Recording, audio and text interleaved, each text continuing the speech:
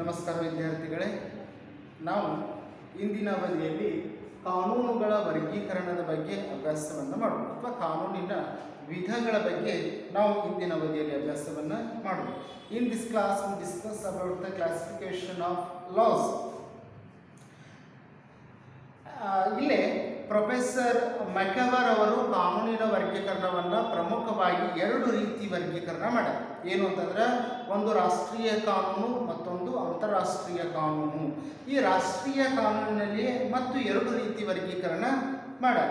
ಅಂದರೆ ಸಂವಿಧಾನಾತ್ಮಕ ಕಾನೂನು ಮತ್ತು ಸಾಧಾರಣ ಕಾನೂನು. ಅಂದರೆ constitutional law, another one is ordinary law ಅಂತೇಳಿ ಕ್ಲಾಸಿಫಿಕೇಶನ್ ಮಾಡ್ಯಾರ. ನಂತರ ಈ ಆರ್ಡಿನರಿ ಲಾ, ಸಾಧಾರಣ ಕಾನೂನಲ್ಲಿ ಮತ್ತೆ ಎರಡು ರೀತಿ ವರ್ಗೀಕರಣ ಮಾಡ್ಯಾರ. ಸಾರ್ವತ್ರಿಕ ಕಾನೂನು ಮತ್ತು ಖಾಸಗಿ ಕಾನೂನು. ಅಂದರೆ ಪಬ್ಲಿಕ್ ಲಾ ಆ್ಯಂಡ್ ಪ್ರೈವೇಟ್ ಲಾ ಅಂತೇಳಿ ಮತ್ತೆ ಎರಡು ರೀತಿ ವರ್ಗೀಕರಣ ಮಾಡ್ಯಾರು. ಇಲ್ಲಿ ಪಬ್ಲಿಕ್ ಲಾ, ಸಾರ್ವಜನಿಕ ಕಾನೂನಿನಲ್ಲಿ ಮತ್ತು ಎರಡು ರೀತಿ ವರ್ಗೀಕರಣ ಮಾಡ್ಯಾರ. ಆಡಳಿತಾತ್ಮಕ ಕಾನೂನು ಮತ್ತು ಸಾಮಾನ್ಯ ಕಾನೂನು. ಅಂದರೆ administrative law and common law ಅಂತೇಳಿ ಎರಡು ರೀತಿ ಕ್ಲಾಸಿಫಿಕೇಶನ್ ಮಾಡ್ಯಾರ. Another group one is international ಲಾ. ಹೌದಾ? ಇವುಗಳು ಮೆಕವೆರ್ ಅವರು ವರ್ಗೀಕರಣ ಮಾಡ್ಯಾರ. ನಾವು ಇವುಗಳನ್ನು ಎಲ್ಲವನ್ನು ಕೂಡ ಮೇಳೈಸಿಕೊಂಡು ಸಂಗ್ರಹ ಮಾಡಿ ಇವುಗಳನ್ನು ಮುಖ್ಯವಾಗಿ 9 ರೀತಿಯ ಕಾನೂನುಗಳ ವಿಧಗಳ ಬಗ್ಗೆ ನಾವು ಮೆನ್ಷನ್ ಮಾಡೋಣ. ಇಲ್ಲಿ ಮುಖ್ಯವಾಗಿ ರಾಷ್ಟ್ರೀಯ ಕಾನೂನು, ನ್ಯಾಷನಲ್ ಲಾ, ಸಂವಿಧಾನಾತ್ಮಕ ಕಾನೂನು, ಕಾನ್ಸ್ಟಿಟ್ಯೂಷನಲ್ ಲಾ, ಸಾಧಾರಣ ಕಾನೂನು, ಆರ್ಡಿನರಿ ಆರ್ ಸ್ಟ್ಯಾಟ್ಯೂಟರಿ ಲಾ, ಸಾರ್ವಜನಿಕ ಕಾನೂನು, ಪಬ್ಲಿಕ್ ಲಾ, ಖಾಸಗಿ ಕಾನೂನು, ಪ್ರೈವೇಟ್ ಲಾ, ಆಡಳಿತಾತ್ಮಕ ಕಾನೂನು, ಅಡ್ಮಿನಿಸ್ಟ್ರೇಟಿವ್ ಲಾ, ಸಾಮಾನ್ಯ ಕಾನೂನು, ಕಾಮನ್ ಲಾ, ಸುಗ್ರೀವಾಜ್ಞೆಗಳು, ಆರ್ಡಿನನ್ಸ್, ಅಂತಾರಾಷ್ಟ್ರೀಯ ಕಾನೂನು, ಇಂಟರ್ನ್ಯಾಷನಲ್ ಲಾ. ಹೌದಾ? ಇಷ್ಟು ಕಾನೂನುಗಳ ವರ್ಗೀಕರಣ ಅದಾವು. ಇದರಲ್ಲಿ ನಾವು ಇಂದಿನ ಅವಧಿಯಲ್ಲಿ ಈ 4 ಪ್ರಮುಖ ಕಾನೂನುಗಳ ಬಗ್ಗೆ ಅರ್ಥವನ್ನು ಮಾಡ್ತೀವಿ. ಒಂದನೇದು ರಾಷ್ಟ್ರೀಯ ಕಾನೂನು. ಅಂದರೆ ಒಂದು ರಾಷ್ಟ್ರದ ಶಾಸನ ಸಭೆಯು ತನ್ನ ರಾಷ್ಟ್ರದ ವ್ಯಾಪ್ತಿಯಲ್ಲಿ ಬರುವಂತಹ ಜನರ ಮೇಲೆ ಮತ್ತು ಸಂಘ ಸಂಸ್ಥೆಗಳ ಮೇಲೆ ನಿಯಂತ್ರಣ ಹೇರುವಂತಹ ನಿಯಮಗಳನ್ನು ತಿಳಿಸುವಂತಹ ಕಾನೂನುಗಳೇ ರಾಷ್ಟ್ರೀಯ ಕಾನೂನುಗಳು ಅಂತೇಳಿ ಕರೀತಾರೆ. ಇಲ್ಲಿ ರಾಷ್ಟ್ರೀಯ ಕಾನೂನುಗಳಿಗೆ ಮುಖ್ಯವಾಗಿ ದೇಶದ ಪರಮಾಧಿಕಾರದ ಸಪೋರ್ಟ್ ಇರ್ತದೆ. ಹೌದಾ? ದೇಶದ ಪರಮಾಧಿಕಾರದ ಸಪೋರ್ಟ್ ಇರುವ ಕಾರಣಕ್ಕಾಗಿ ರಾಷ್ಟ್ರೀಯ ಕಾನೂನುಗಳನ್ನು ಉಲ್ಲಂಘನೆ ಮಾಡಿದವರಿಗೆ ಶಿಕ್ಷೆಯನ್ನು ನೀಡುವ ಅಧಿಕಾರ ದೇಶಕ್ಕೆ ಇದೆ ಅನ್ನುವಂಥ ಸಂಗತಿಯನ್ನು ನಾವು ಕಾಣೋಣ. ಈ ರಾಷ್ಟ್ರೀಯ ಕಾನೂನುಗಳು ರಾಷ್ಟ್ರದಲ್ಲಿರುವಂತಹ ಪ್ರತಿಯೊಬ್ಬ ವ್ಯಕ್ತಿಗೂ ಕೂಡ ಕಡ್ಡಾಯವಾಗಿ ಅಪ್ಲೈ ಆಗ್ತಾವು ಮತ್ತು ಕಡ್ಡಾಯವಾಗಿ ಪಾಲಿಸಲೇಬೇಕು. ಪಾಲಿಸದೇ ಇರುವಂತಹ ವ್ಯಕ್ತಿ ಅಥವಾ ಉಲ್ಲಂಘನೆ ಮಾಡಿದಂಥ ವ್ಯಕ್ತಿಗೆ ಶಿಕ್ಷೆ ನೀಡುವಂಥ ಅಧಿಕಾರ ರಾಷ್ಟ್ರಕ್ಕಿದೆ ಅನ್ನುವಂಥ ಸಂಗತಿಯನ್ನು ನಾವು ಕಾಣ್ತಾ ಇದ್ದೀವಿ. ನಂತರ ಈ ರಾಷ್ಟ್ರೀಯ ಕಾನೂನನ್ನು ಸ್ಥಳೀಯ ಕಾನೂನು ಅಥವಾ ಮುನ್ಸಿಪಲ್ ಕಾನೂನು ಅಂತಲೂ ಕೂಡ ಕರೀತೀವಿ. ಹೌದಾ? ನ್ಯಾಷನಲ್ ಲಾ ನಾವು ಲೋಕಲ್ ಲಾ ಆರ್ ಮುನ್ಸಿಪಲ್ ಲಾ ಅಂತಲೂ ಕೂಡ ಕರೀತೀವಿ. ಇದನ್ನೇ. ಹೌದಾ?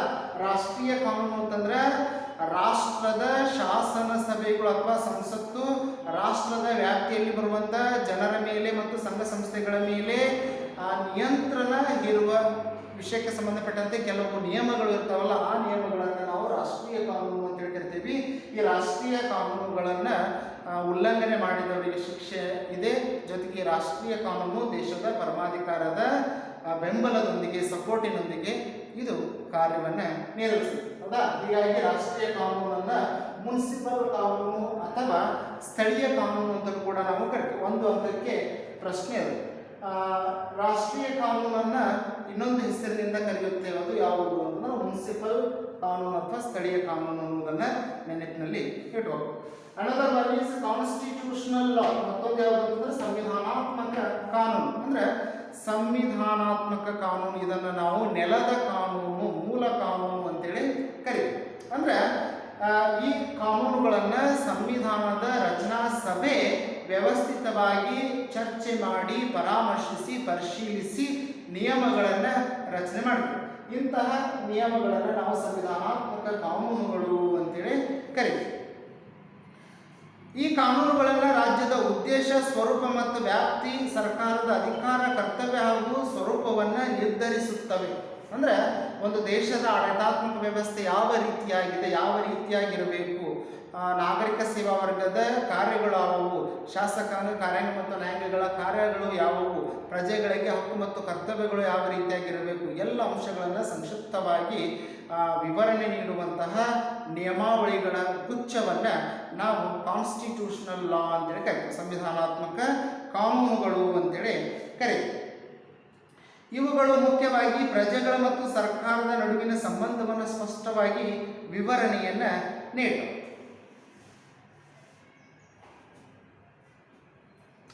ಸಂಸತ್ತು ರಚನೆ ಮಾಡಿದಂಥ ಕಾಯ್ದೆ ಕಾನೂನುಗಳು ಸಂವಿಧಾನದ ಚೌಕಟ್ಟನ್ನು ಮೀರಿ ಇದ್ದರೆ ಅವುಗಳನ್ನು ರದ್ದುಗೊಳಿಸುವಂಥ ವಿಶೇಷ ಅಧಿಕಾರ ಭಾರತ ದೇಶದಲ್ಲಿ ನ್ಯಾಯಾಂಗ ವ್ಯವಸ್ಥೆಗೆ ಇವೆ ಅನ್ನೋದನ್ನು ನಾವು ಕಾಣ್ತಾ ಇದ್ದೀವಿ.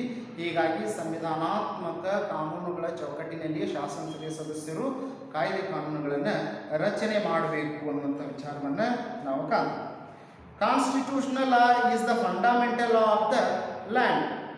It determines the functions of the government, rights of the citizens and their relationship between the government and the people. This is may be written and unwritten. ಅಂದರೆ ಇವು ಸಂವಿಧಾನಾತ್ಮಕ ಕಾನೂನುಗಳು ಬರವಣಿಗೆ ರೂಪದಲ್ಲಾದರೂ ಇರಬಹುದು ಅಥವಾ ಬರವಣಿಗೆ ಇಲ್ಲದೇ ಇರಬಹುದು, ಅಂದರೆ ರೂಢಿ ಮತ್ತು ಪದ್ಧತಿಗಳ ಮುಖಾಂತರವಾಗಿಯೂ ಕೂಡ ಇರಬಹುದು. Constitutional law is the supreme law of the state. ಒಂದು ರಾಜ್ಯದಲ್ಲಿ ಸರ್ವಶ್ರೇಷ್ಠ ಕಾನೂನು ಯಾವುದು ಅಂತಂದರೆ ಅದು ಸಂವಿಧಾನಾತ್ಮಕ ಕಾನೂನು ಎಂಬ ವಿಚಾರವನ್ನು ನಾವು ಗಮನಿಸ್ತೀವಿ. It is framed by the representative body called constituent assembly. ಅಂದರೆ ಪ್ರತಿನಿಧಿಗಳನ್ನು ಒಳಗೊಂಡಂತಹ ಸಂವಿಧಾನದ ರಚನಾ ಸಭೆ ಸಂವಿಧಾನಾತ್ಮಕ ಕಾನೂನುಗಳನ್ನು ರಚನೆ ಮಾಡುತ್ತದೆ ಎನ್ನುವಂಥ ವಿಚಾರವನ್ನು ನಾವು ಕಾಣ್ತಾ ಇದ್ದೀವಿ. It represent to will of the people. ಅಂದರೆ ಸಂವಿಧಾನಾತ್ಮಕ ಕಾನೂನುಗಳು ಪ್ರಜೆಗಳ ಇಚ್ಛೆಯನ್ನು ಪ್ರತಿನಿಧಿಸುತ್ತವೆ ಎನ್ನುವುದನ್ನು ನಾವು ಗಮನದಲ್ಲಿ ಇಟ್ಕೊಳ್ಬೇಕು. ನಂತರ ಮತ್ತೊಂದು ಪ್ರಮುಖವಾದ ಕಾನೂನು ಯಾವುದಂದ್ರೆ ಸಾಧಾರಣ ಕಾನೂನು. ಅಂದ್ರೆ ಸಾಧಾರಣ ಕಾನೂನು, ಆರ್ಡಿನರಿ ಲಾ.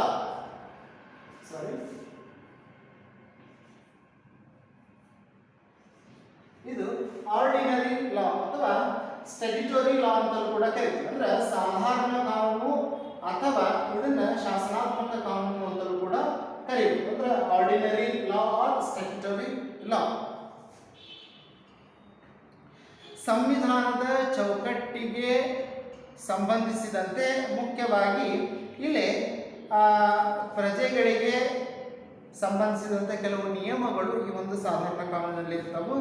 ಇವು ರಾಜ್ಯಗಳ ಶಾಸನಸಭೆಗಳ ಅಥವಾ ಸಂಸತ್ತಿನ ಸಂವಿಧಾನದ ನಿಯಮಾವಳಿಗಳಿಗೆ ಅನುಗುಣವಾಗಿ ರಚಿಸಿ ಜಾರಿಗೆ ತಂದಂಥ ಕಾನೂನುಗಳಾಗಿವೆ. ಈ ಕಾನೂನುಗಳು ಜನತೆ, ರಾಜ್ಯ ಹಾಗೂ ಜನತೆ ಸರ್ಕಾರದ ಸಂಬಂಧವನ್ನು ನಿಯಂತ್ರಿಸುವಂತಹ ಕಾನೂನುಗಳಾಗಿವೆ. ರಾಜ್ಯದ ನ್ಯಾಯಾಲಯಗಳು ಈ ಕಾನೂನುಗಳನ್ನು ಮಾನ್ಯತೆಯನ್ನು ನೀಡಿ ರಕ್ಷಿಸುತ್ತವೆ. ಅಂದ್ರೆ ಸಂಸತ್ತು ಏನು ಸಾಧಾರಣ ಕಾನೂನುಗಳನ್ನು ರಚನೆ ಮಾಡ್ತಲ್ಲ, ಆ ಸಾಧಾರಣ ಕಾನೂನುಗಳನ್ನು ನ್ಯಾಯಾಂಗ ವ್ಯವಸ್ಥೆ ಪರಿಶೀಲಿಸಿ ಅರ್ಥ ವಿವರಣೆಯನ್ನು ನೀಡುತ್ತದೆ ಅಥವಾ ಅವುಗಳನ್ನು ಪರಿಶೀಲನೆ ಮಾಡುವಂಥ ಕಾರ್ಯವನ್ನು ನ್ಯಾಯಾಲಯ ಮಾಡುತ್ತದೆ ಅನ್ನುವಂಥ ಸಂಗತಿಯನ್ನು ನಾವು ಕಾಣ್ತಾ ಇದ್ದೀವಿ.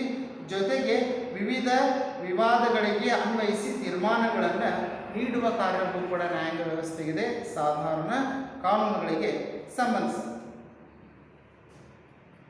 ಅಂದ್ರೆ ಜನತೆ ಮತ್ತು ರಾಜ್ಯದ ಸಂಬಂಧವನ್ನು ವಿವರಣೆ ಮಾಡುವಂಥ ಕೆಲವು ಸಾಮಾನ್ಯ ನಿಯಮಗಳನ್ನು ಒಳಗೊಂಡಂತಹ ಕಾನೂನನ್ನು ನಾವು ಸಾಧಾರಣ ಕಾನೂನು ಅಂತೇಳಿ ಕರಿತೀವಿ. ಸಾಧಾರಣ ಕಾನೂನನ್ನು ಫಾರ್ಮೇಷನ್ ಮಾಡುವವರು ಯಾರು ಅಂತಂದ್ರೆ ಪಾರ್ಲಿಮೆಂಟ್ ಮೆಂಬರ್ಸ್. ಅಂದ್ರೆ ಎರಡು ಸೆಷನ್ನಿನ ರೀಪ್ರೆಸೆಂಟೇಟಿವ್ಸ್ ಇವನ್ನ ಫಾರ್ಮೇಷನನ್ನು ಮಾಡ್ತಾರೆ. Ordinary or statutory law.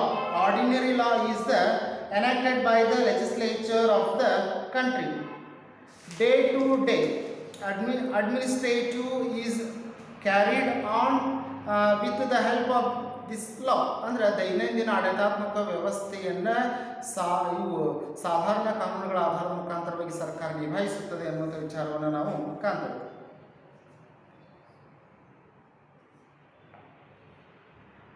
Violation of the law